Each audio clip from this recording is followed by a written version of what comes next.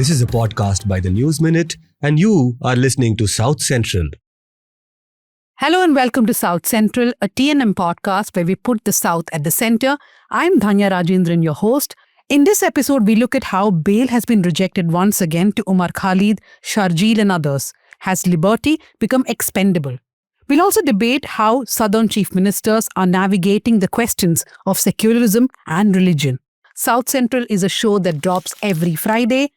Follow us on Spotify, on Apple Podcasts and other platforms. So I've been running this competition for the last few weeks where I'm asking people to go like us on Spotify. It's a competition in which I'm participating against myself. And at first, people did oblige and the likes went up steadily, but now it's sort of become stagnant. So everyone, after you finish watching on YouTube, go to Spotify and like the podcast.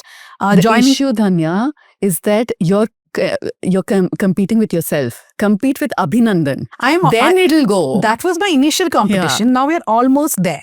Next to NL Hafta.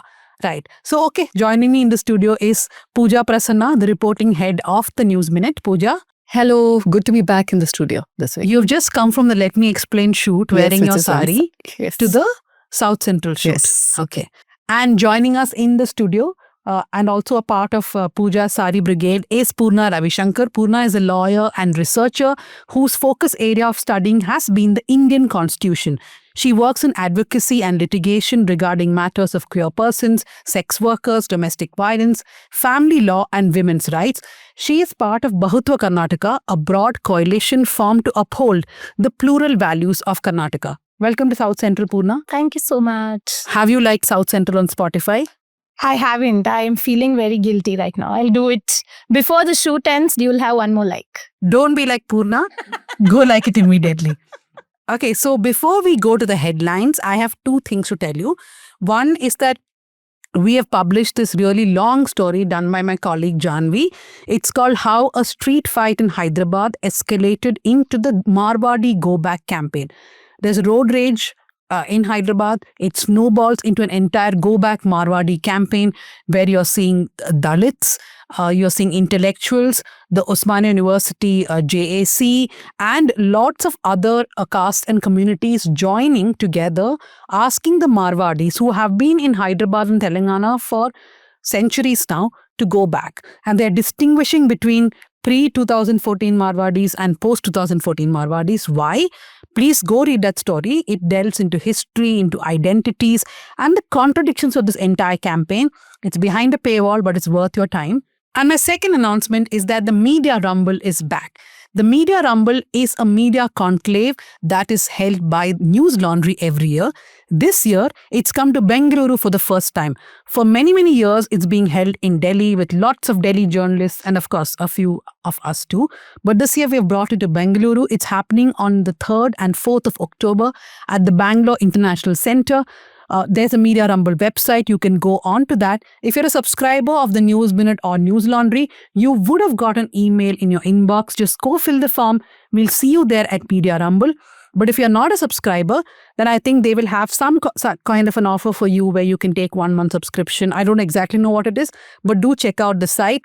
We have a good lineup of journalists coming. We're starting the event with Srinivasan Jain, Prakash Raj and Mayura, who heads Mathrubhumi. Then you can of course meet Pooja, Dhanya, Sudipto, Shabir and all our News Minute colleagues. Also from News Laundry, we have Manisha Pandey, we have Abhinandan Sekhri, we have Shiv Arur from NDTV, Karthike Chelvan from News 18, Parvati and Prakash Raj film actors, Shazia Iqbal, who made Dhadak 2, Hani Trehan.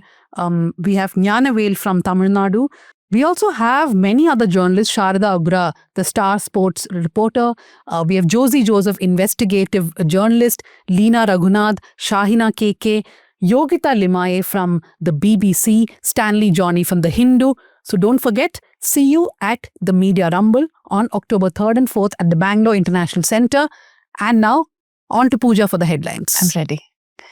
ADMK's K. Sengotian meets Amit Shah, urges unity and return of expel leaders to strengthen the party. Lot of small developments. This is after TTV Dinakaran quit NDA. So we don't know who the other alliances will be in NDA in Tamil Nadu. So Sengotian himself has been, of course, stripped of all his positions because he asked EPS to bring back Shashikala, TTV Dinakaran, and he said no. So TTV is saying that as long as EPS is not the chief ministerial candidate, we are okay with the alliance. So a lot of political maneuvering happening in Tamil Nadu at this moment. And that's expected because the alliances have to firm up. Everybody has to put up their prices before the elections. Pinarayi Vijayan government faces heat over back-to-back assault allegations by Kerala police. Opposition stages protests. I don't know if you guys saw, it was a very disturbing video footage we saw for Youth Congress leader being beaten up. He was pulled off his bike and beaten up. But do you think this is something that will finally be political? Because it doesn't seem to impact votes as such. But given that next year will be elections, can it become an issue? No, not really. I don't think so. But I found something very intriguing about this entire development. Now, this Youth Congress leader, his name is V.S. Sujit. There's another visual of this hotel owner from Thrissur. His name is P.K. Ausep. He was also slapped in the police station. Now, what really intrigued me is that both these people got the CCTV footage through RTI applications. So they filed RTI saying, at this time, I was taken to this police station. Give me the footage. And it is through the CCTV footage from RTI that they were able to prove that the cops did beat them. So I think for me, that has been the, highlight. The highlighter of this entire thing. I mean, police across states, Tamil Nadu, Kerala, everywhere, they are prone to violence. And we have just done a series from Tamil Nadu where we looked at 27 custodial deaths in the state. Now, was the number more during AIADMK, DMK? That fight can go on. But the point is, in these 27 custodial deaths, Nitesh and Abhishek have done that story. They found there is a clear pattern that it's marginalized people who are, arrested for petty crimes. They are the ones who are tortured the most, and they're the ones who end up dying. Now, the dark cloud is that police brutality continues. The silver lining is the system works. You can get RTI footage through RTI. Moving to Karnataka, Maddur Bandh near total. Hindu leaders boycott peace meeting. BJP has been alleging police failure and they've also formed a fact-finding committee. But I also know some activist progressive writers also plan to go and do their own fact-finding in Maddur. I'd like to read both and compare. Our reporter, our Karnataka Bureau Chief Anisha is also visiting Maddur. We will publish a ground report from her very soon. But I think this is again very unfortunate. This is communalizing that region which BJP started a few years ago.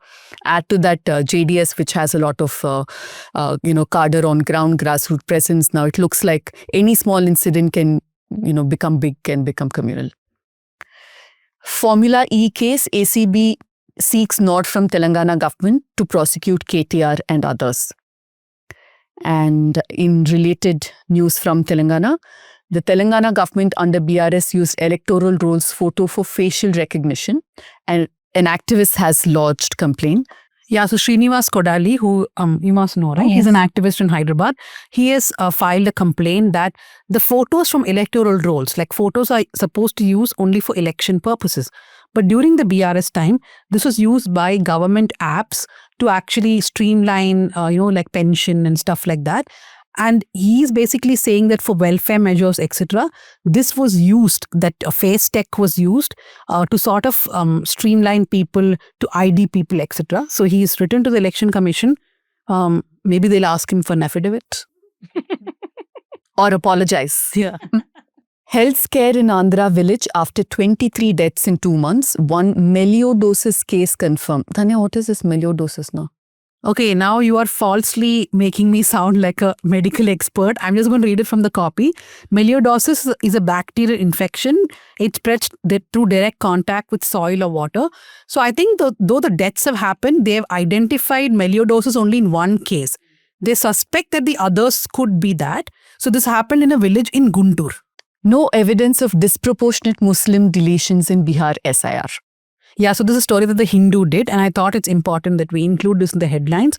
because there has been a lot of apprehension that who are the 60 lakh odd people who have been deleted. So the Hindus data team has looked at it and they've said there's no clear evidence that Muslims have been disproportionately impacted. Yes, deletions have happened, but it's more or less in tune with their population itself, and the same with the Hindus. This is the finding as of now. We do not know what more they will find. So today we're discussing a grim reality of modern India where the legal system becomes a form of punishment. For over 5 years, Umar Khalid, Sharjeel Imam and many others have been in jail without a trial. Their bail pleas have been constantly rejected, and now a recent Delhi High Court order by a bench of Justices Naveen Chawla and Shalinder Kaur has once again denied them liberty. This has sparked off an intense criticism with legal experts and activists arguing that the court is failing to uphold the principle of bail, not jail. 9 of those accused, which is 8 men and 1 woman, have been in jail since 2020. So we'll talk about what the prosecution's case was, about why they have been rejected bail, and all these allegations that are floating around that Umar Khalid has done forum shopping, that some of the adjournments were taken by his legal side itself, and that the delay has not been extraordinary. Joining us on this discussion is Shahrukh Alam. She is a lawyer and practices at the Supreme Court. Thank you, Shahrukh, for joining us here at South Central. Thank you. Thank you for having me. Although it's been a disappointment for some of your team because you were expecting Shah Rukh Khan. We will do with Shahrukh Alam. That person in the team is Pooja Prasanna. And she said that inshallah next time we will get Shahrukh Khan. You know, it's bad manners to name and shame. Yeah. So I just want to come to you first to just understand the prosecution's case itself, right? I mean, a lot has been written, at least by certain media houses. I've read in Article 14, Scroll, in News Laundry, where even lawyers have written a lot about how the case itself is weak and it is sort of putting together things which cannot make up any sort of UAP offense.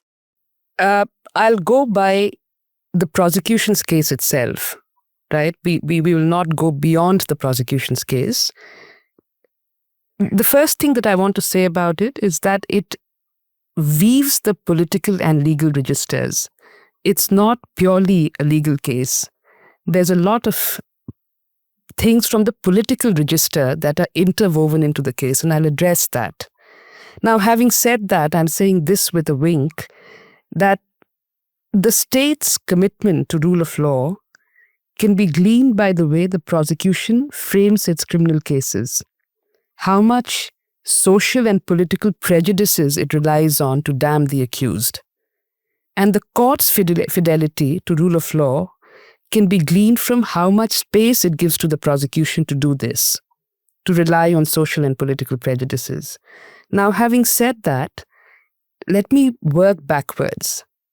The prosecution has made a case against these protesters. Now, let me work backwards and see exactly at what stage dissent becomes an offense, a terror offense. So supposing I don't like a particular political party, have never liked them. Supposing I don't like a particular political ideology, have never liked them. Is that an offense? Does it become an offense at that stage? And we should all think no, because there's a whole cottage industry now that just does not like Nehru, for instance, or that just does not like the Mughals, for instance. So just not liking something, a political party or a ruler or a political ideology or certain policies in itself cannot be an offense. Now, supposing I have consistently been writing or speaking against them or tweeting against them, that again in itself cannot be an offense. Because again, there's a cottage industry that only tweets about the Congress party or tweets about other parties, the communists, the anti-nationals, the urban Naxals, etc. So consistent political writing, consistent political action against any political party in itself is not an offense. Now, if I'm being provocative in my speech, then the state may say that you're being defamatory or you're being provocative. They may come after me. They may apply certain sections of the law, 153A, etc. But there again, the state should be conscious that even public speech is a conversation. Different public speakers are often replying to each other in sometimes a very provocative register. So if you pick and choose people that you want to prosecute for their speech, then the state should be more consistent, not discriminatory. But we'll park that aside for the moment. Now, coming to the fourth instance, I've never liked a political party. I've never liked what they do.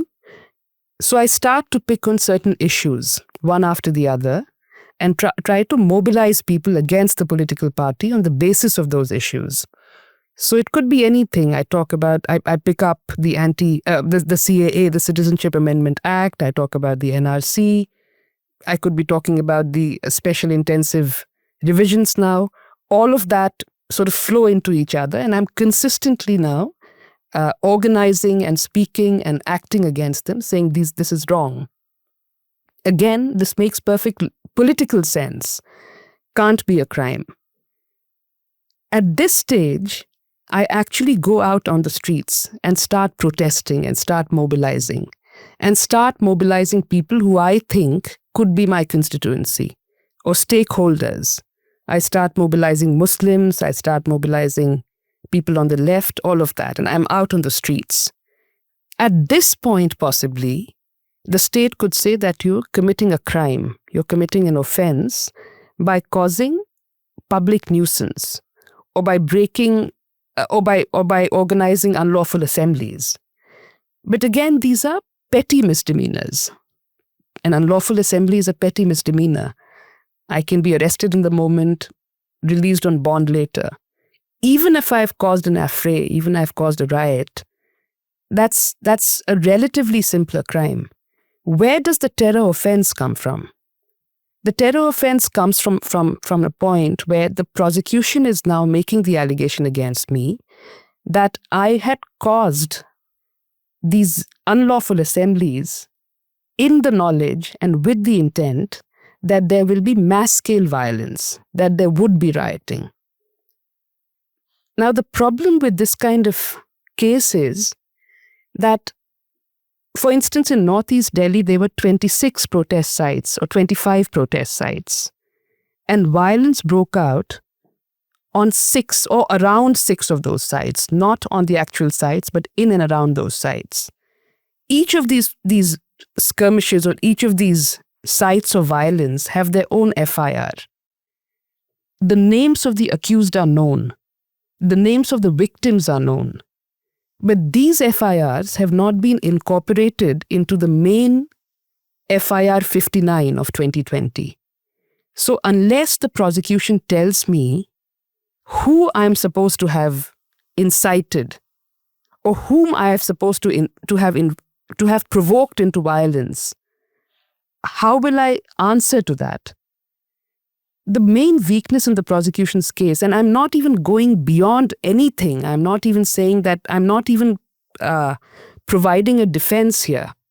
All I'm saying is that if the prosecution's case is that I conspired to provoke violence through the aegis of third parties, because the prosecution is not saying that any of them actually caused violence. They are saying that by organizing these protests, you knew that there would be violence.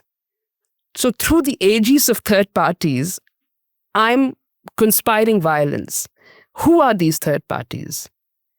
The prosecution hints that some people got provoked by my street protest.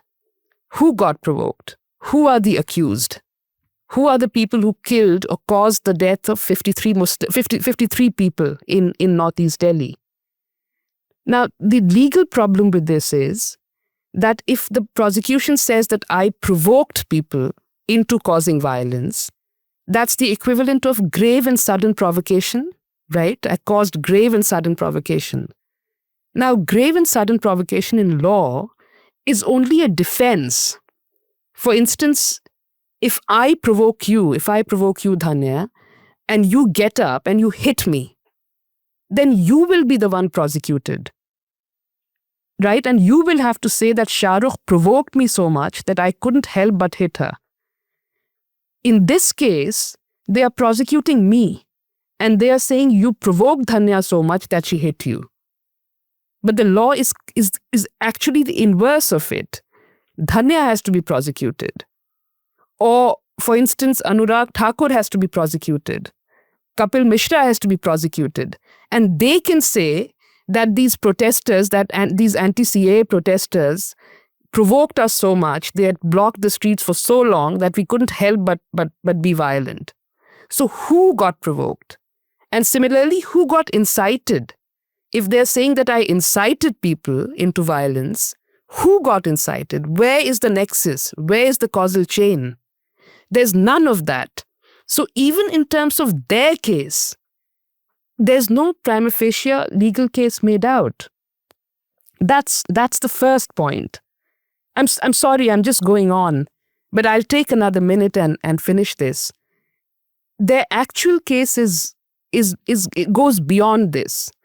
They say that we don't want to criminalize dissent against a particular party. We don't want to criminalize writing or political action against a particular party, not even protests. But we believe that these 16 people were not even interested in the CAA. They didn't even care about the CAA. They were looking for some random issue. It could have been anything.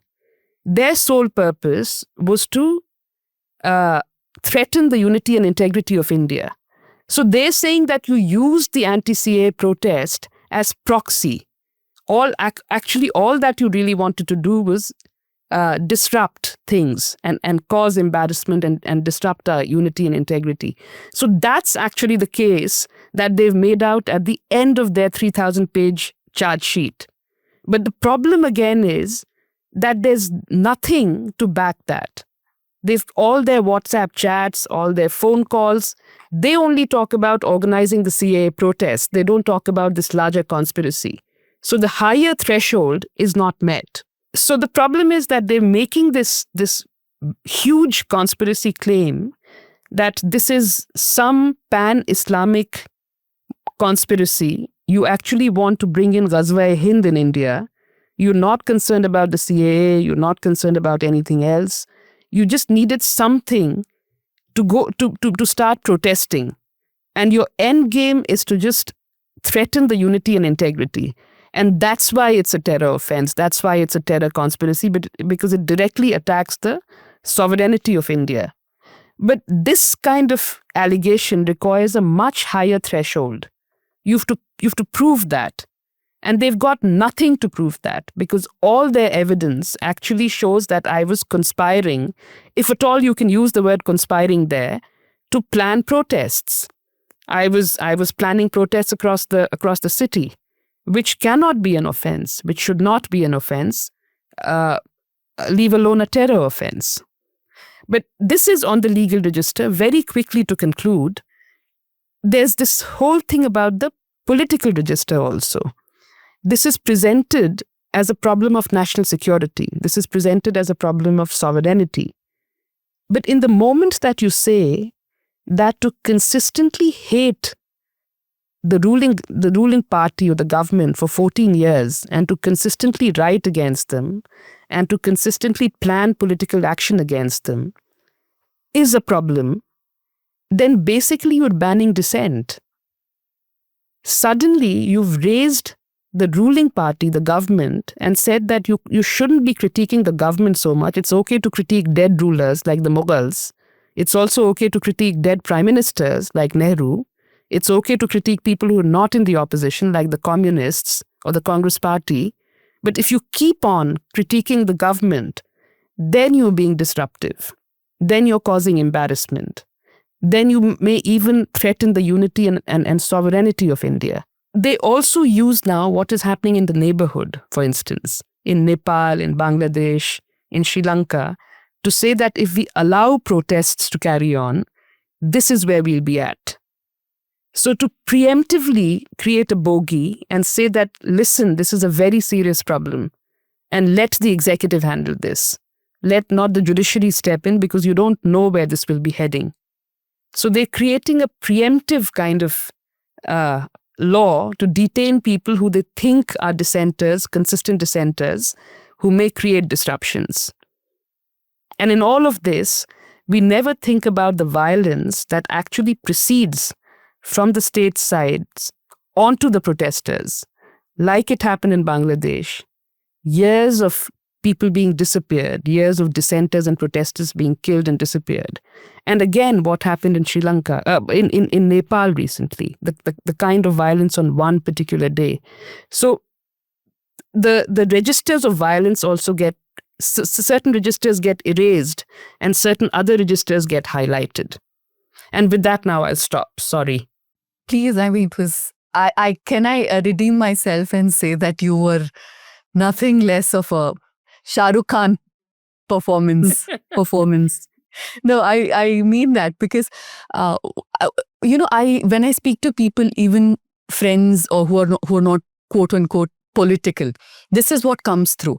The larger message is, but if you allow these people to continue, then we will see something similar happening in India as well. And somehow dissent and even disruption is seen as anti-national. But if it wasn't for disruption, let's remember the same government would not have come to power. Or without disruption, we wouldn't be where we are as a country, politically, socially, or otherwise.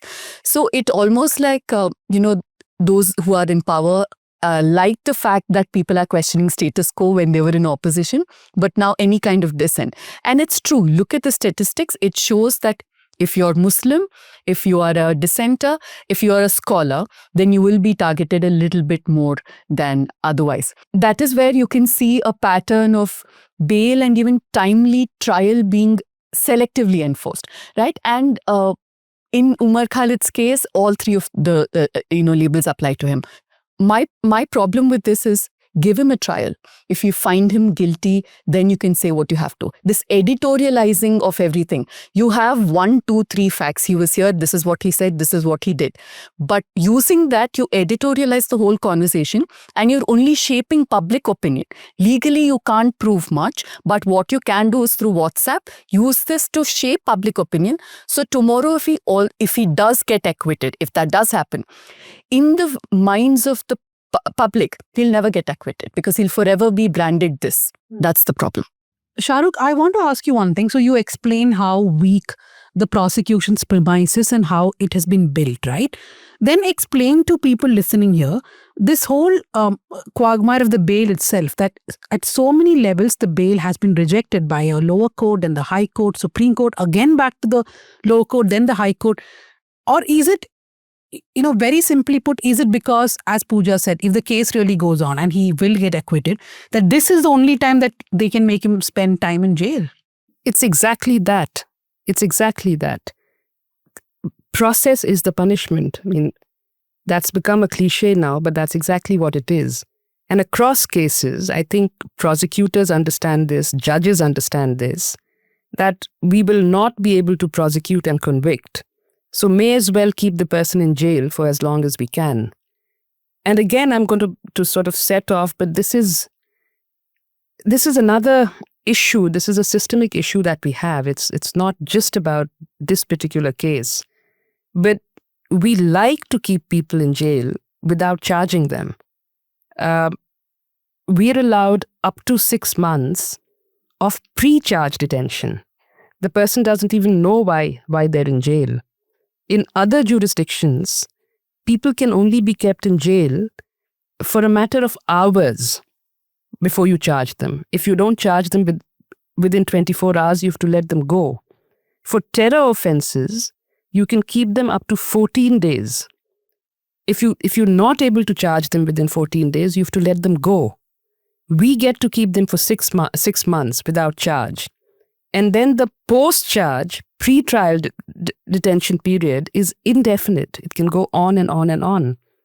And that's a systemic problem. That's a structural problem.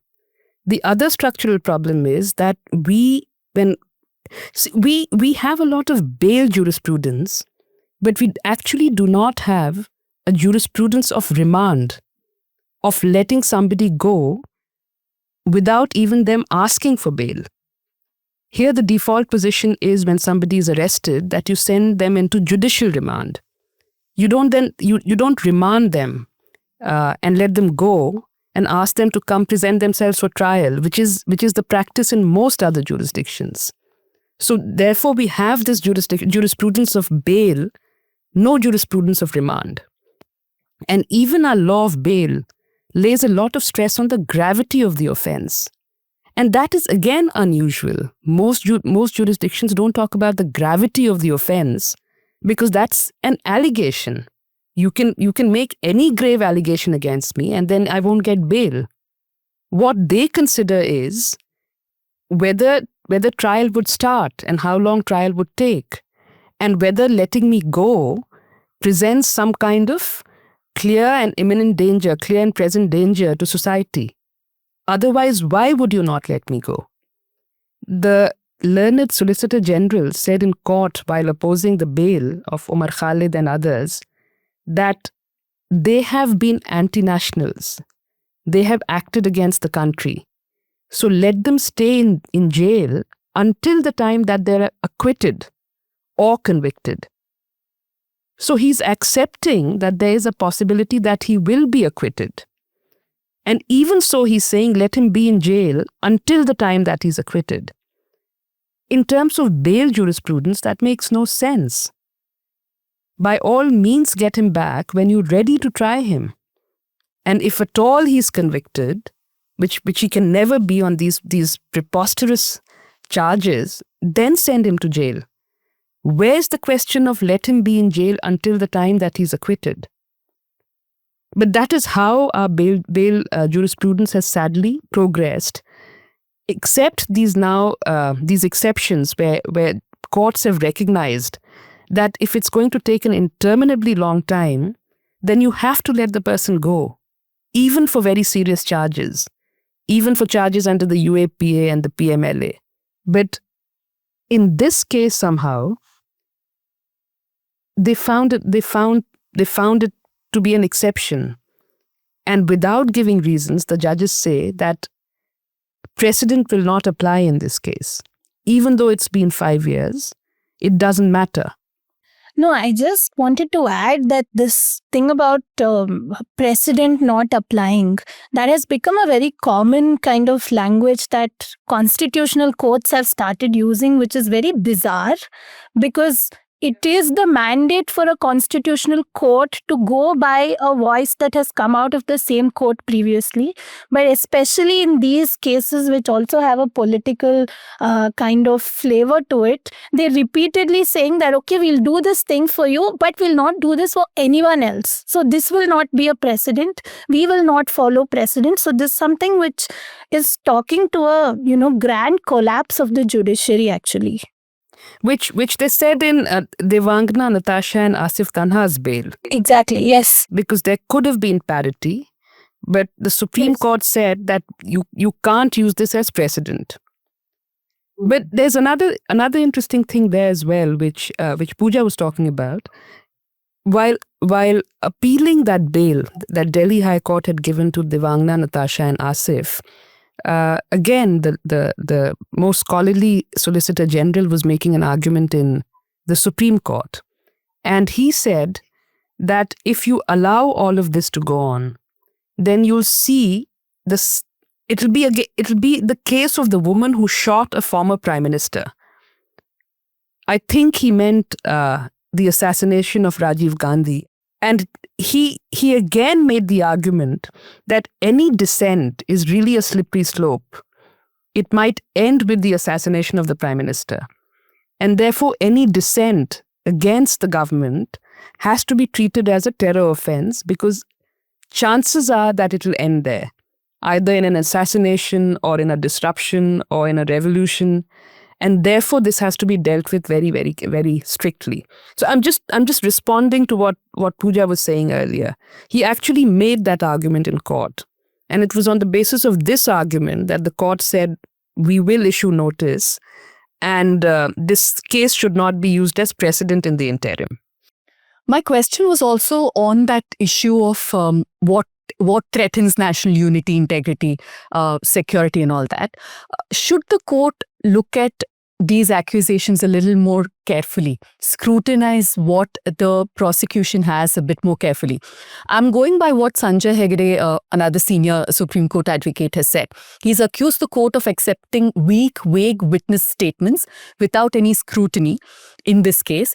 And he's also said that, they should have taken into account Umar Khalid's own statement, where he said in that very speech, where he said that we'll not respond to violence with violence. If they thrash us with lathis, of course, this is a translation. If they thrash us with lathis, we'll hold the tricolor higher. So, keeping all these things in mind, it would have been possibly easy to determine whether he was provoking violence or was it just a call for dissent in a peaceful, lawful manner. Should court look at these things more closely? Absolutely. Absolutely. But I'm saying that even before the court actually goes into sifting of these various testimonies, the court has to decide what it is prosecuting me for. And those were the instances that I was lining out. Are you saying that through my speech, I incited/provoked people? You can sift through my speech later, but who did I incite and who did I provoke? That has to be the first question before the court, before it goes into the evidence. But of course, if it goes into the evidence, if it ever does that, it'll find that there's nothing there. Nothing at all.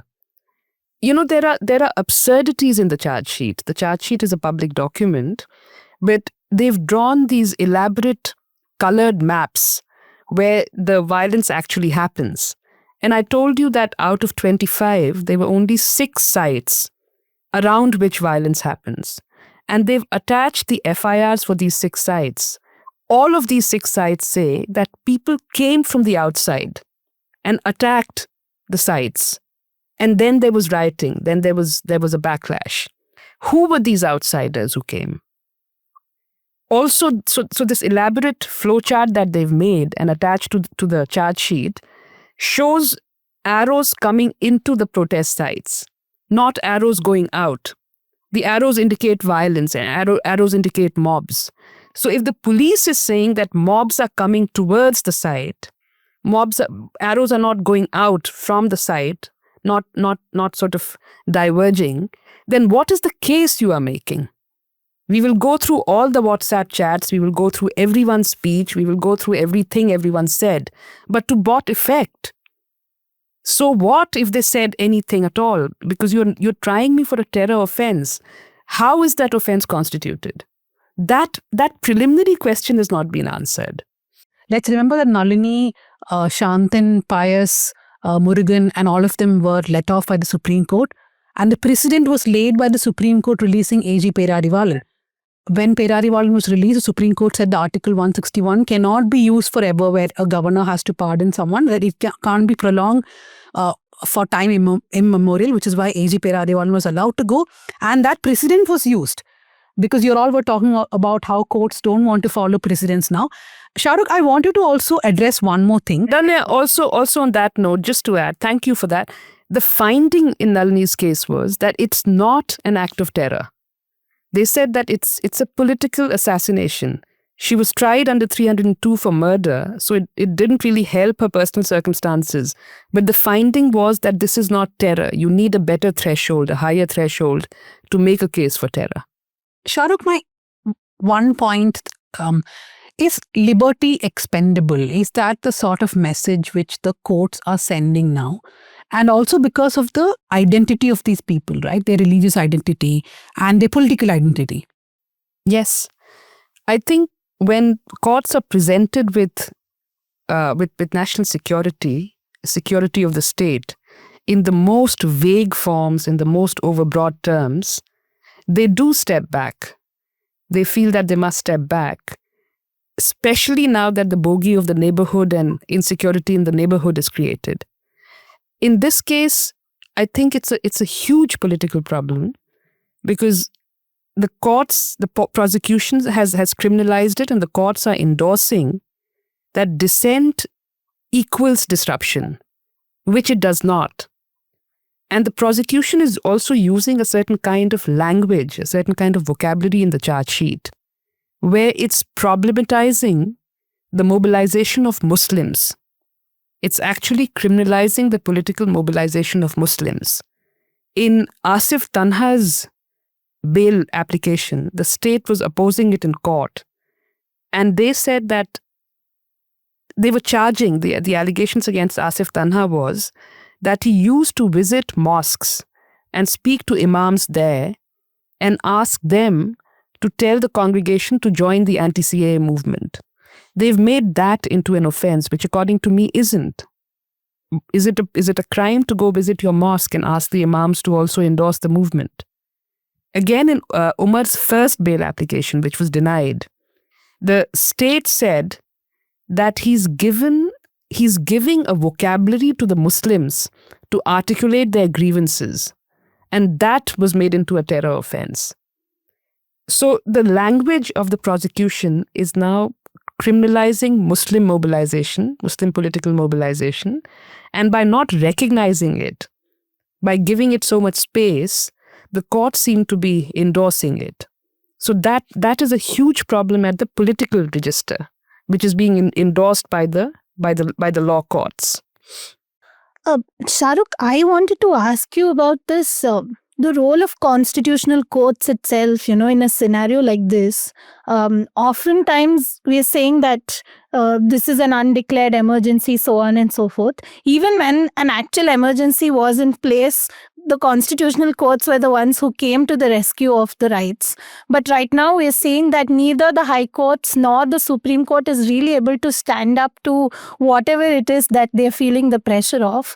So why is that so, and what do you think is the way out?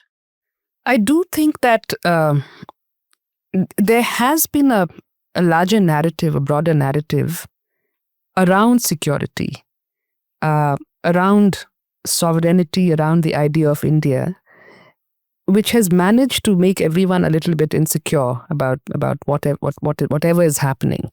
And I think that the constitutional courts are not completely isolated from that larger political narrative. So like I've been saying repeatedly, that when national security presents itself, then everyone steps back. But also having said that, I think we still have to have our hopes in the constitutional courts. Even with these bail rejections, eventually we'll go back to the Supreme Court and hope that we get a better judgment. And Vernon Fernandez's judgment, Najib, there have been so many others where the constitutional courts have delivered. It's just a problem of precedence. They don't follow through. We get good judgments few and far between. And last of all, I was so impressed by the judgment of the additional Chief Judicial Magistrate, Judge Yadav, who had recognized for the first time that there were third parties who were rioting.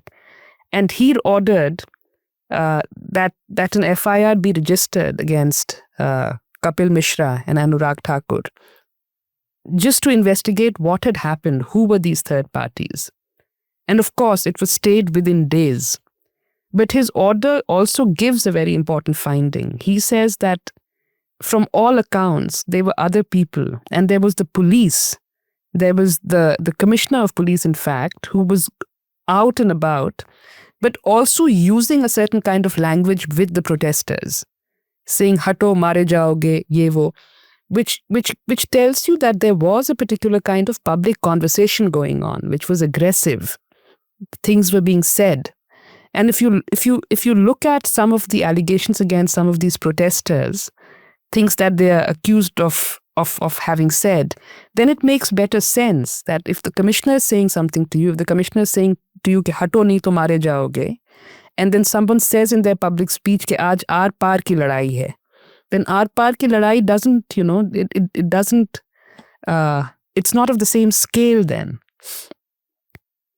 So I think Judge Yadav's order managed to capture that. No, just on a personal note, to reveal things, but because it's been a very heavy discussion, long ago I discovered that Kapil Mishra was following me on Twitter. So I'm wondering, why is Kapil Mishra following me? At that time, he was an Aam Aadmi Party minister. It still didn't make sense to me, because why should a Delhi minister follow me? And then I figured out he used to work with Amnesty International. Really? At that time, I knew him. Yes, he was an actor with Amnesty International. Trivial point 1. Trivial point 2 is, from the discussion, what we do understand is national security is something on which governments can build perceptions of threat, right? That this can happen, that can happen. Personally, that's one reason why I went and filed 2 defamation cases in my life. Though I don't believe in criminal defamation, I filed civil defamation cases because there was this constant rumor mongering that there's some international funding coming and we are trying to disrupt national security. That in many ways we are about secessionist, we're doing a couple of things. So I decided that the more you keep silent, these things are not going to stop. But at some point of time, you have to go to court and say, look, this is injustice to me. This is defamatory to me. Because at least it's on record somewhere, right? Yeah. That I did oppose this kind of notion being created about me. That's the only reason why I decided. Because when it comes to national security, they can throw anything at you at any time. Though my identity protects me, Exactly my what I religious was identity coming protects to. me a lot. Your name is Dhanya Rajendran, so it's okay. Yes. To a certain extent, but No, Umar to a Khan- large extent. yeah. But even then I felt the need to go to court just to make that point. But imagine with a name like Anurag Thakur, you can even endorse, say slogans like Desh ke gaddaro ko goli maro salo ko. You are a sitting minister, union minister. So yes, identity is very tied to it. And every time a bail is denied to Umar Khalid, that is, I feel, the point that is being reinforced also. And we've been talking about the role of the courts. Banksy's latest piece of work in London, outside the London courts, where he shows a judge wearing his whole sort of uniform and a wig and everything, and hitting a protester with statute. And London, of course, the London police has barricaded it, and they removed the graffiti overnight. So again, it shows that, of course, we only talk about the violence, the violence that's erupted in Kathmandu or that erupted in Bangladesh. But the kind of things that go on before this final eruption, the kind of violence that takes place, is also something that we need to talk about. In fact, I've been reading articles on how Supreme Court in the United States is empowering Trump in many ways. So I think this is also a global problem now where courts are becoming increasingly political. Well, thank you, Shahrukh, for joining us here on South Central. Thank you. Thank you very much. So this week we're examining a central question of our time. How are political leaders in South India navigating this delicate line between secularism and faith? In Karnataka, for example, we have Karnataka Chief Minister Siddaramaiah, who has again said that he will repeal the anti-conversion law passed by the previous BJP government. This is not the first time. His government's move to appoint or make Banu Mushtaq, the Booker Prize winner, inaugurate the Mysuru Dasara celebration has also run into controversy. On the other hand, we have the LDF government in Kerala, which is facing criticism for hosting a global Ayyappa Sangamam convention. The government is saying that, look, it's a Travancore Devaswam board which is doing it. We are merely participating in it in the sense that we will look at the logistics.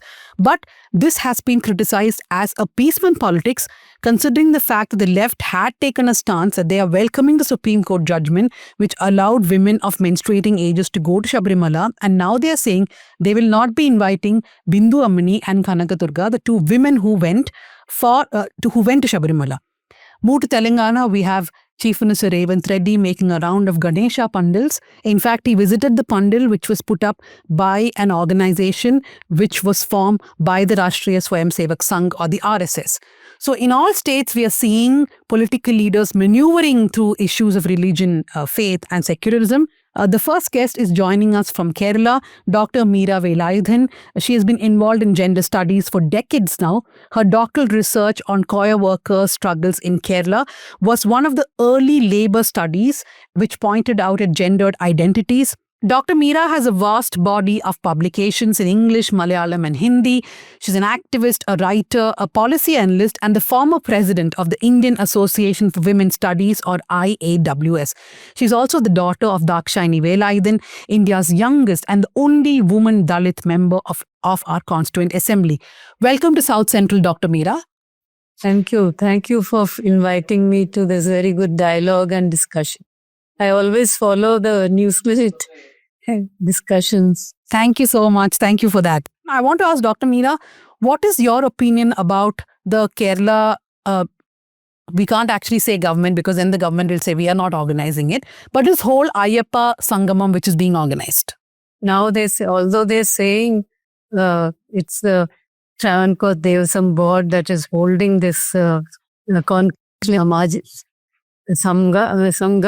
which is being held in the banks of the Pamba River, not in the temple itself, but in the banks of the Pamba River, which itself is considered a holy kind of site.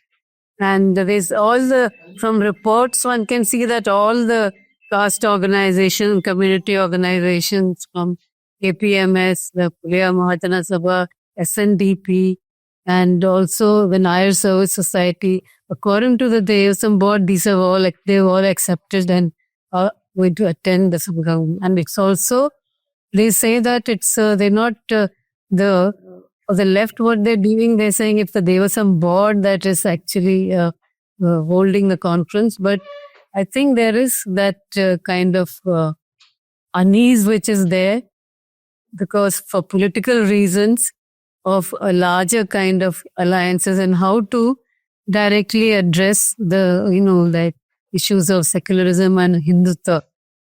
So I think there is a kind of a conflict in terms of how to address it. But if one also have a critique of this, if one goes back historically to the Vaikam Satyagraha, the temple entry, that is which took place in which, even Sri Narayana Guru as well as even Periyar from Tamil Nadu, they also initially, the Periyar for instance, initially, although he supported only that access to the roads where animals and others couldn't enter, but not the people who were from the marginalized caste and oppressed caste who could enter that place. And later, in fact, Periyar changed it and said that he was very much against organized, institutionalized religion. How that sort of leads to superstitions and as well as the it goes against progress of humanity. That was there. And even the SNDP founder, if you see Sri Narayana Guru, what he had said that he had initially his slogan of one caste, one religion, one God, but his own disciple, Sahodran Ayyappan, said no caste, no religion, no God. So when Sri Narayana Guru was asked what he thought about that, he said, if Sahodran Ayyappan is correct, I think I would go with that. This was his reply to that took place. But also, Sri Narayana Guru said that, instead of setting up temples and all, we need to have places where education and skill development institutions, centers should be set up. And so that is a very different kind of approach to this whole issue of temple entry and women being part of that. And skill development means, and he did in fact called on women to develop skills in terms of weaving. The community used to be involved in weaving, particularly coir products and things like that. So therefore, there was a kind of, historically, you see there's a kind of opposition as well as, it's not about reform. And Kerala government, which when the judgment came out, the equality judgment came out, talked about Navodhanam, how all, all social organizations, oppressed sections and all should sort of come into a social together to oppose, to address this issue. But that is a different thing from, say, involving the royalty, involving the Nair Service Society. So therefore, one feels that it's not it's political in the sense that it's not a social coalition that you are building up communities, unite communities which are oppressed and which are also part of the need to bring a larger, more pluralistic kind of, and as you said, secular kind of platform. It is more in terms of actually thinking that you can address Hindutva and through a kind of, bringing in even conservative forces within it. Because it has its own dynamics. In Karnataka, for instance, the Lingayat, the Mahasabha, they have said that we don't want to be considered as part of Hindus, we want to be considered as others, So there are these different kind of developments taking place in the southern states in particular. And the state itself, we like you said, the state governments itself. So then one also comes to a discussion about what is the role of the state and religion.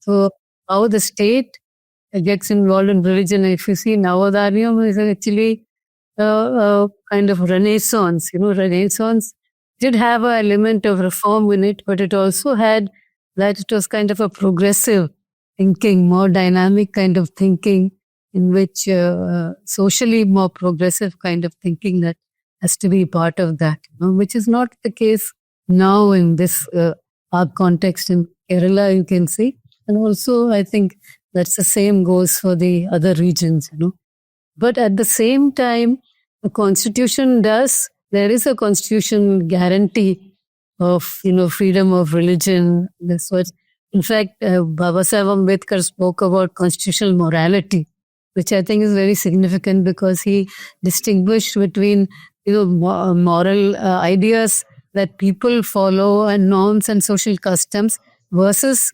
the constitutional principles of equality, non-discrimination, liberty. And liberty, in fact, he says, where liberty is like is contextual. And I would say it's contextual because liberty for, say, Dalits or Adivasis or LGBT or even those with disabilities, aged. See, those are specific contexts, but there's a need to sort of bring in that into, intersect that in the constitutional principles. So what I think is that most of these governments, or at least leaders, like I wouldn't put Revanth Reddy in the same box as Siddaramaiah or Pinarayi Vijayan, yes. Clearly, but they have an intent to take on Hindutva. But the problem is that the intent sometimes is not enough politically, because politically you have to compromise. I think the Ayyappa Convention is a compromise. We carried a story today written by my colleagues Nidhi Suresh and Sukanya Shahji, in which they spoke to Bindu Ambani. Bindu Ambani is a lawyer. She's a woman who climbed Sabrimala after the verdict in 2018. She, along with Kanaka Durga, bore the brunt of climbing Sabrimala almost immediately. Her husband was turned wild. Her mother-in-law beat her up. Her husband took divorce. And she's no longer, I would say, she's no longer talking about what happened. Bindu Ambani, a lawyer who climbed Sabrimala, had come under physical threat, not just, threats through phone or harassment online. She was attacked at least thrice. Once a chili spray was sprayed on her. Twice she was beaten on the road. She felt that Kerala was so unsafe that she eventually moved out in 2023. And look at the irony. Bindu Ambani, who climbed Sabrimala because she felt encouraged by left politics, and she is from the left political organizations itself. She climbed Sabrimala, and then she told Nidhi and Sukanya that she felt discouraged by what happened. In the sense, she found refuge in New Delhi, which has much of an RSS or Sangh or whatever presence, and she lives and works there now.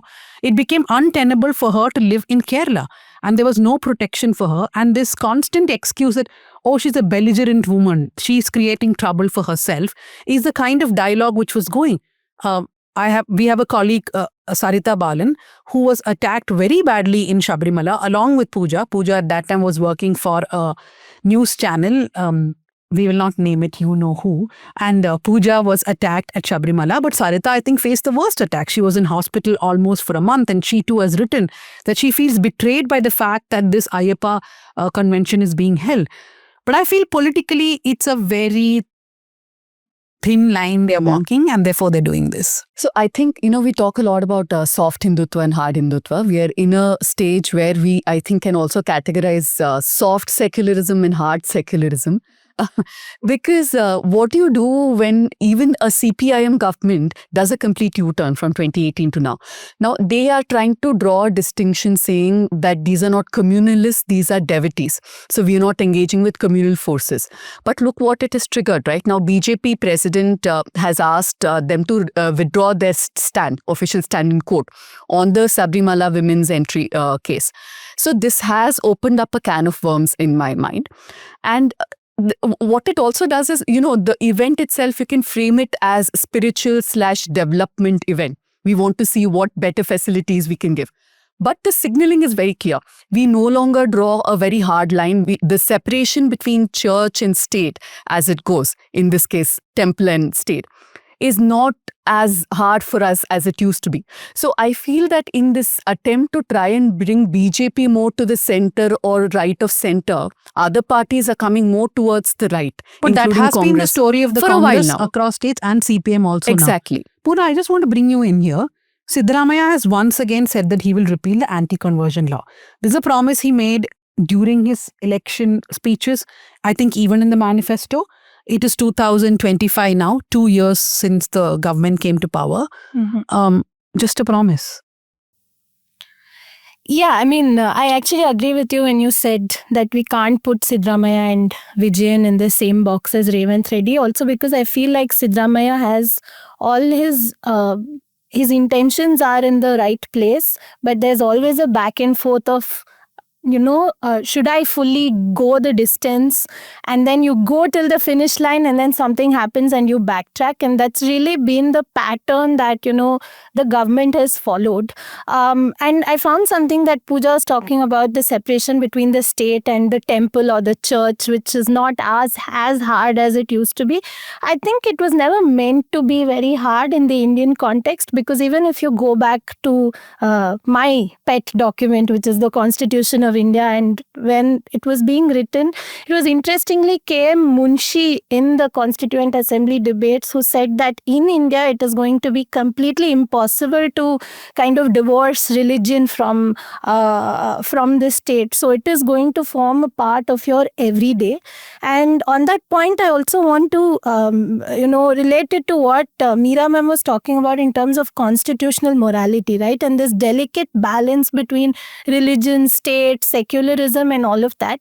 So Ambedkar talks about something called a communal majority or a majoritarian democracy is when you're doing everything on the basis of caste, creed, religion. You're doing it to appease a certain community, and then you become a majoritarian democracy where everything is governed by the identity of the community that makes up your society. Whereas we are looking to take up constitutional democracy as a social project where all the values that Meera ma'am was also talking about, equality, anti-discrimination. So it's really this framework that we need to kind of bring into conversations like this, be it the Congress, the left parties or the BJP. This is something which I feel is missing from our discourse at the moment.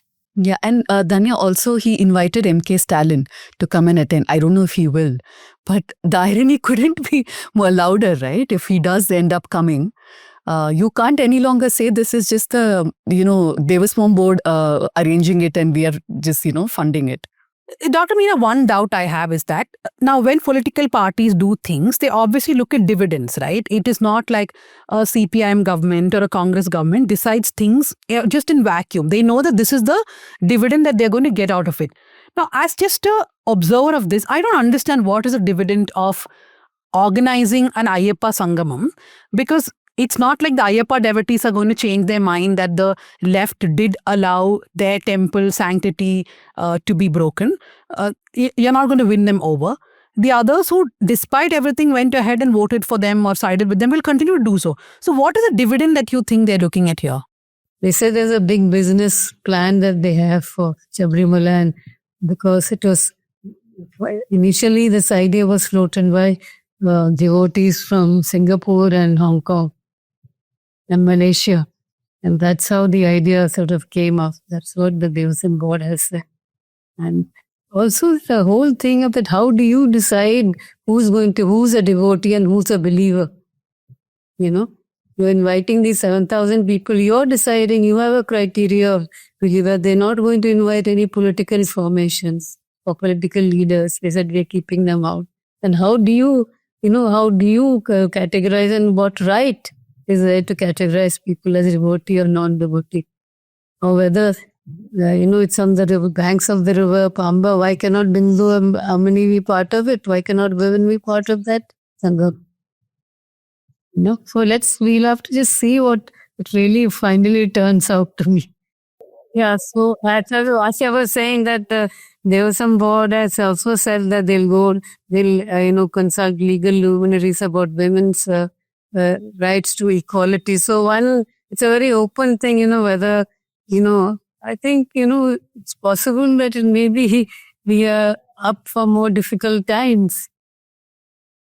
Even with within this government, can they really go with this opposition to, into, when you're going into a local elections as well as the next state assembly elections are coming. So can they really go with this without taking into consideration women's equality, So therefore, I think there's a need to sort of engage and gear up that campaign against what could be a regression, and how that needs to be at the center of this kind of discussion. And what is this fight? Hindutva is basically, it has got a whole caste element to it. You're not addressing caste. Religion has very much got to do, Hindutva has got to do with caste, and you have to address that. You cannot have, say, secularism without sort of addressing these which are very intrinsic to these issues, as if you're a progressive force, if you're a left force. These are things that you have to address, So I feel that we need to, engage in that, and also speed up our, at a broader level, really, push on these issues. We'll have to do that anyway. We have to always, even the women's wall, they're saying, one of the comments from a top leader was when they said, what happened about the women's wall? They said, that's all in the past. Now it's all about custom and tradition. So I think one thing which, for example, Karnataka and Telangana can point out, like Dr. Meera was saying, that it's not just about religion, it's also about caste.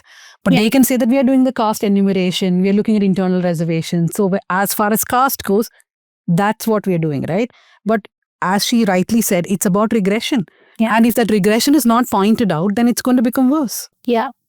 And also I found what she's saying very interesting, because now as people who are talking about scientific temper, talking about constitutional values, with the rise of Hindutva and Hindutva ideology, we are forced to a position where we are all forced to discuss religion and say, find constitution within the religion, find equality within. So we've really been pushed to a place where we are talking about Dasra. Now all progressives have something to say about Dasra. This is Nada Habba. But we are people who are here to promote some other value framework itself. So we're really in a very bizarre state right now. No, in fact, we were drafting a statement from an organization to give support to Banu Mushtaq, considering the kind of vile coverage on her on most Kannada media. They just like handing over the mic to anyone who is ready to say anything vile and horrible about her. Yeah. So even in that, we were contemplating what is the language to use. That Nada Habba is a state festival, which is a Dasara festival, which is also part of celebration which happened in Mysore. So we were like, should we use the word cultural or secular? These are things that we are thinking about, right? We did touch upon the Banu Mushtaq controversy last time. Yeah. From that, of course, nothing much has changed. The BJP is literally on every platform possible saying that Banu Mushtaq should not be allowed to inaugurate the Dasara celebration. Pratap Simha, the former MP, another bigotry expert, has gone to the High Court saying that she should not be allowed, and he has given multiple reasons. You have done a let me explain on it. Yeah. Well, let me explain. I've tried to take a fairly balanced view also because you thought I was being a little extreme. But I'm going to take my chance here in South Central. Look, there are two things. One, BJP wanted this controversy. It landed on their lap. This fits in their plan of polarizing the old Mysuru region, and it's working well. They're doing their job. You can't fault them. On part of Siddaramaya's government, my first reaction was how audacious this decision is, and I celebrated it. A woman, a Muslim woman being, of course, Siddaramaiah is standing his ground. So I said, that's fantastic. It isn't an election year. You can put aside vote bank pragmatism, which usually takes over, and you can continue to stand your ground. So till there, both of them are sticking to the ground. It's a great political conversation to observe. But when you dig deeper, I wish Banu Mushtaq had said no. Because if you look at the nature of Dasara itself, there is something problematic. It is Nadahabba because Karnataka was formed as Mysuru, as a state. Then it became Karnataka. Now, there are multiple Dasara celebrations across the state. There's one in Mangaluru in North Karnataka. Nothing is as grand as this. I'll give all of that. But the ritualistic feudal nature of the festival has been called out time and again. That continues till date, which is why starting 2015, there is a parallel Dasara procession that happens a week before this called Mahisha Dasara, where they've shifted the lens. They're looking at Mahishasura, who in this narration is seen as an evil person. So the whole concept of Vijayadashmi is winning victory of good over evil, right? But they're looking at who is being called evil, who's calling him evil. And the contention is that he was a Dalit leader. He was possibly a Buddhist ruler who over a period of several centuries has been termed evil. But they talk about social justice. There are people who are excluded from this Dasara who take part in that. So that conversation has more relevance to the problems people face every day. So in that view, should Banu Mushtaq, who comes from Bandaya Sahitya it literally means rebel literature. So it came in the 1970s to challenge status quo. And Mysuru Dasara personifies status quo. And I'm not even talking status quo of feudal hierarchies, of landowners. We're talking about royalty. Because even today, the royal family has to perform the puja. So should Banu Mushtaq, whose entire career is steeped in questioning these hierarchies, should she have agreed? I think no. But I think that's too much of an onus to put on Banu Mushtaq. Though, okay, I wish she should have said no. Maybe Yeah. she could have done all that. When she gets an invite like that, imagine she had said no. That would have become also a major But problem. you could have said no respectfully. I don't as think- opposed to what happened now, I where don't she think in saying India there is- Chamundeshwari called me, so I am here. But I don't think, Pooja, there is any saying no respectfully in India, because if she says no, she would be branded as the woman, a Muslim woman who said no when she got an invite to go for a state celebration. At that time, the same people would have turned around and said that, see, look, we did not invite you to the Chamundi hill or to the Chamundeshwari temple. We only called you for the procession and the celebration. You did not even come for that. But they're anyway going after her. They're anyway being malicious. So at least she could have stood her here- ground. I know, but here it's a time. See, like, we are actually sitting on opposite tables now, because when this started, I told Pooja that I don't know why Siddaramaiah is doing this. It's not a controversy that he needed at this point of time. Yeah. But now I've started to think that there's a time when he can actually assert himself. That is why I made that distinction. Siddaramaiah calling Banu Mushtaq, showing a symbolic finger to the BJP, is acceptable. He's a politician. Can we say stuff like symbolic finger? Yeah, we can. Okay. Yeah. That's me I being don't think That's it's- me being civilized. Okay, yeah. No, but I think I agree with Dhanya that like whatever Banu Mushtaq had done in this situation, she was not going to be able to evade the brickbats.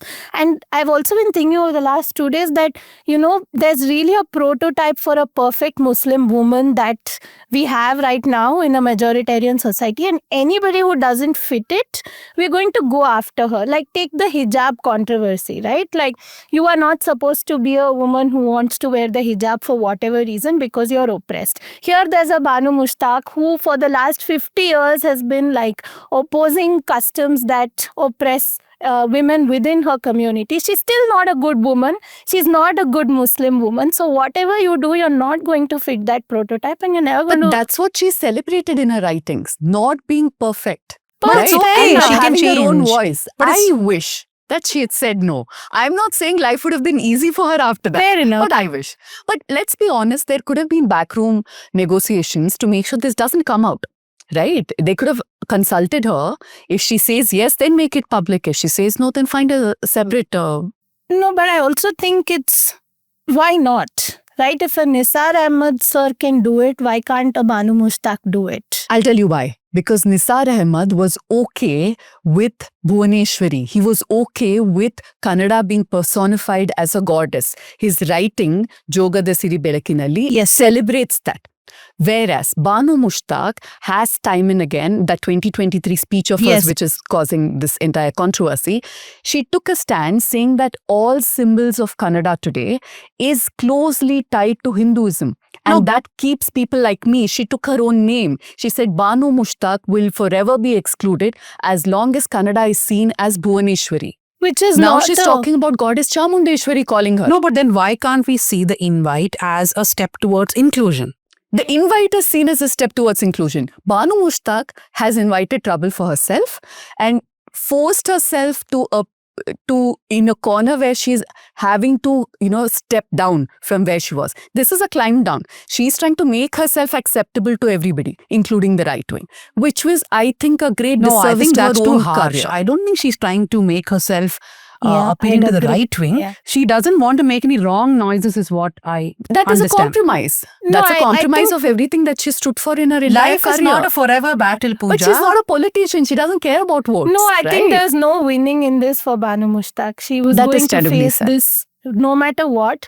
So might as well let her do what she wanted to do, which seems like she wanted to go to the go to the inauguration, and she's ready to face it. So A quick point on that before we wrap up. If you look at the list of invitees when BJP was in power, they have chosen to invite religious leaders, including Virendra Hegde, including Pejava Swamiji. When Siddaramaiah came, he made it a point to call writers and poets, particularly from the Dalit and progressive communities. He even invited a couple of progressive farmers. So that is something that I appreciate, and this is in the same direction as that, right? Probably should not won the Booker Prize, she would not have been invited. So it adds up well on that side. My only problem is that, she's forced to now say certain things that she has, that contradict her own statements from the past. And, I love when women are militant, but when a militant woman is being forced to be soft, so it appeals to a larger sentiment, I feel sad. Dr. Meera, you have any final thoughts on whatever we were discussing, including Banu Mushtaq's invite to Nada Habba? Yeah, no, what I wanted to add was that also on the ground level, a lot of community identities are getting solidified. There's that process also on, Lingayats, or even within, say, Kerala, Dalits, among Pulayas, Parayas. So all these are kind of identities also, that process is also on, so that sort of complicates the whole question of sort of secular, building up a secular alternative or building a large unity, anti-caste unity, so I think, which is very key to secularism, I think. So I think we need to note that also in this process, so which makes it much more difficult to build broad-based sort of platforms. Even the whole question of, if it is a question of reservation for various communities, they don't want to be considered as Hindus, as others, as something other. There must be some other kind of demands that are coming up. It also means that there are also these things for resources and political power. Both those things are there, sort of coming together. So I think those processes one need to note in this dialogue, which is happening. And in Kerala, it's very much striking. yeah, I feel like also to zoom out from Banu Mushtaq itself, we have to also look at what it is that, BJP and other forces are trying to achieve through this is to paint every state saffron, and whatever they do to make it look like it is a performance of Hinduism, which is what we have to question, because Dashera as a Nada Habba with all its problems has still had tradition of Muslims participating in different parts of the program, right? And even Mirza Ismail Darbar was part of it under Krishna Raja Wadeyar himself, and even today the procession passes through a dargah before it goes to its final. So there are still a lot of syncretic things that the Habba is doing, and this is whatever controversy is being created and thrown at all of us and Banu Mushtaq right now is to really erase all of these histories and make Karnataka itself look like a very monolithic kind of state with like monolithic traditions, and that is what is the bigger concern that we all have to address. And I feel that once religion and sexism and Islamophobia, all of it become a toxic mixture, then we have what we have now. So there are a lot of like criticisms we can have against what Banu is doing or not doing, but I think there are major other questions that we as a society have to confront with whatever is happening right now. Okay, thank you, Dr. Meera, for joining us here on South Central. Yeah, thank you for this wonderful discussion. Okay, so that was two very heavy discussions. In fact, today someone had come to see me in office and he said that, South Central, the show where there are a lot of women. And I realized that this show was all women again. Right? We'll try to invite a few men the next episode.